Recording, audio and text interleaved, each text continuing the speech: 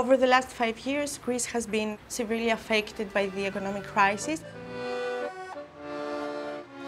In research between May and September 2014, we found that people who are homeless, people who use drugs, and sex workers are subject to abusive stops and are arbitrarily detained. Πιστεύω ότι θέλουν να κάνουν καθάριση στο κέντρο της Αθήνας. Και καλό θα κάνουν να το κάνουν για τον τουρισμό που έχουμε, αλλά όχι με αυτό το χυδαίο τρόπο. Τίποτα, χωρίς να με έχουν βρει να κάνω κάτι παράνομο και να με πάνε για μια εξακρίβωση στοιχείων. Πάμε λοιπόν σε ένα τμήμα που μου λένε ότι θα κάνουμε μια απλή εξακρίβωση στοιχείων των 5-10 λεπτών, με αποτέλεσμα να κάθομαι εκεί 4 ώρες, ας πούμε. Να σε έχουν 4 και 5 ώρες σε ένα αστυνομικό τμήμα, περιμένοντας να περάσει ακριβώς 12 και να μην έχει καμία συγκοινωνία και φεύγοντας να λες, μα τώρα πώς θα πάω σπίτι μου, δεν με αφορά, κυρία μου. Identity checks can happen every day to these people and even multiple times a day. Κάθε 2 μέρες είχα αυτό το βιολί. Ξύπνα, πάμε για εξακρίβωση. Μέχρι που έφτασε κάποια στιγμή ο αξιωματικός υπηρεσίας να μην μου ζητάει καν το όνομά μου. Το είχε μάθει απ' έξω. Και κάποια στιγμή του το είπε, του λένε, παιδιά, πάλι τον κύριο φέρατε εδώ. The police is stopping individuals because of the way they look, which is discriminatory. Sometimes they subject people to physical and verbal abuse. Και το ένα λοιπόν έφερε το άλλο. Έφαγα λοιπόν μία μπουνίτσα από το συγκεκριμένο αστυνομικό, με αποτέλεσμα να ματώσω ολόκληρη και να μου σπάσουν τα 2 δόντια. Με βρήκε να κάνω κάτι, με βρήκε να κάνω χρήση, με βρήκε να κάνω κάτι. Όχι. Με βρήκε απλά να προχωράω στην Πειραιώς και να περιμένω να πάρω ένα πακέτο τσιγάρα.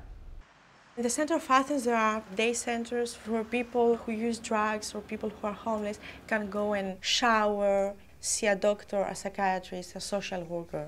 However, we found that people are repeatedly picked up by the police while going or leaving from these centers.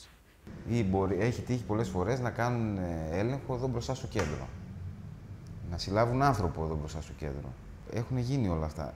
Ένα άλλο πρόβλημα που αντιμετωπίσαμε είναι ότι κάποια στιγμή τους πετούσαν τα καθαρά σύνεργα που τους δίναμε. Εντάξει, αυτό είναι μεγάλο πρόβλημα. The consequences is that they are missing doctor's appointments, their HIV medication, their therapy.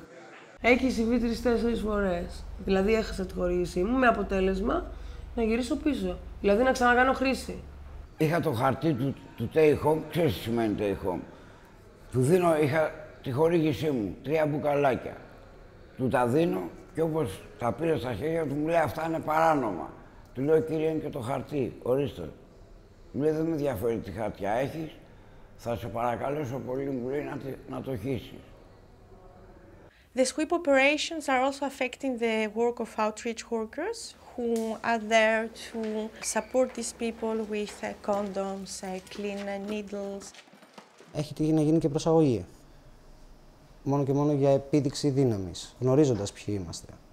Βασική πρότασή μου θα ήταν να σταματήσει να μπαίνει το γκλόπ ή η αστυνομική στολή και να μπαίνει η ποδιά του νοσοκόμου και του κράτους πρόνοιας.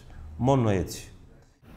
The new Greek government has made important pledges, but they need to do more by reforming police stops and making sure that people living on the margins of society get the services and the care they need.